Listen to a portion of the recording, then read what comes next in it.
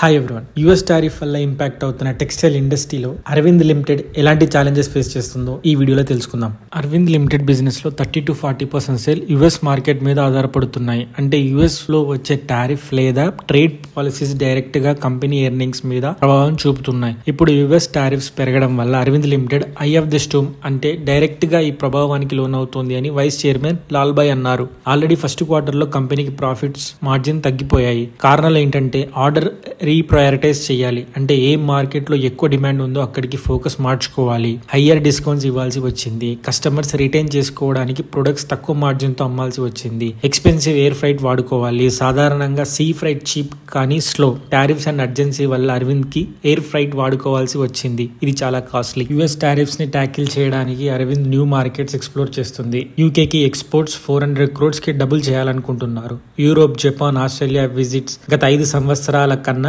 గత 1 నెలలో ఎక్కువ అయ్యాయి. లాల్బాయ్ ఈ క్రైసిస్ ని ఉపయోగించుకొని border and deeper global customer base build చేయాలని అనుకుంటున్నారు. If India misses automation and robotics race, future competitiveness loss అవుతుందని లాల్బాయ్ వార్న్ చేస్తున్నారు. ఫర్ ఎగ్జాంపుల్, చైనాలో dark factories concept 24/7 manufacturing and very few humans తో హ్యాండిల్ చేస్తున్నారు. నెక్స్ట్ 10 years లో India global supply chain pillar కావాలంటే టెక్నాలజీ అడాప్షన్ యాక్సిలరేట్ చేయాలి. ప్రపంచ స్థాయిలో గ్లోబల్ బెంచ్ మార్క్స్ తో పోలిస్తే ఇండియా మ్యానుఫ్యాక్చరింగ్ ఎకనామీ చాలా వెనుకబడి ఉంది. అంటే productivity, technology usage, automation, supply chain efficiency వంటి ఏరియాస్ లో మన పర్ఫార్మెన్స్ అంత స్ట్రాంగ్ గా లేదు. కరెంట్ ఛాలెంజింగ్ సిచ్యుయేషన్ లో మార్జిన్స్ అండర్ ప్రెషర్ లో ఉన్నా కూడా కంపెనీస్ ఇప్పుడే ఇంట్రాస్పెక్ట్ చేసి ఎఫిషియన్సీ అన్లాక్ చేయాలి. అంటే better process, cost cutting, automation and innovation. Efficiency improve చేస్తే మార్జిన్స్ ఇంప్రూవ్ అవుతాయి మరియు ఫ్యూచర్ లో కూడా గ్లోబల్ లెవెల్లో కాంపిటీషన్ ఫేస్ చేయగలుగుతామని చెప్తున్నారు.